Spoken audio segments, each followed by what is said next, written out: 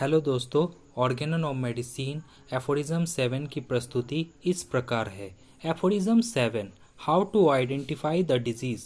Now as in a disease from which no manifest exciting और maintaining cause has to be removed, we can perceive nothing but the morbid symptoms.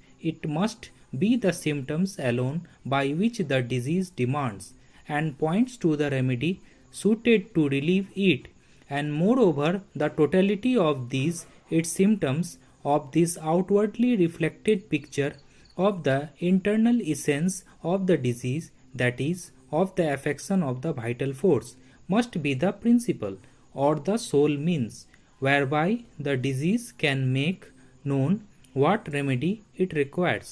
The only thing that can determine the choice of the most appropriate remedy, and thus, in a word, the totality of the symptoms must be the principle. Indeed, the only thing the physician has to take note of in every case of disease, and to remove by means of his art, in order that it shall be cured and transformed into health.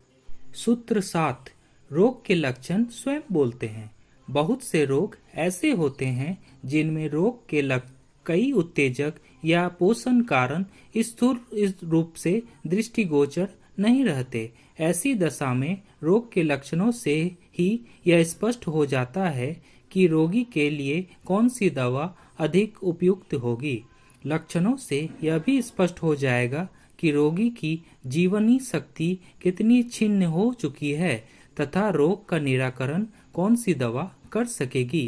अतएव चिकित्सक को रोग के लक्षणों पर सबसे अधिक ध्यान देना चाहिए और इन लक्षणों के आधार पर ही उपयुक्त औषधि का चुनाव कर रोगी को रोग से मुक्ति दिलानी चाहिए। इसकी टिप्पणी इस प्रकार है। इस सूत्र में लक्षणों के महत्व का उल्लेख करते हुए कहा गया है कि चिकित्सकों को रोग के लक्षणों पर सबसे अधिक ध्यान देना चाहिए और उन्हीं के आधार पर रोगी के लिए उपयुक्त औषधि की चुनाव करनी चाहिए।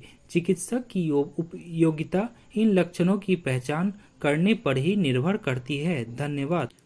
अगर आपको मेरा एफोरिज्म 7 का ऑडियो लेक्चर की प्रस्तुति अच्छी लगी हो तो मेरे चैनल को लाइक, शेयर और सब्सक्राइब करें।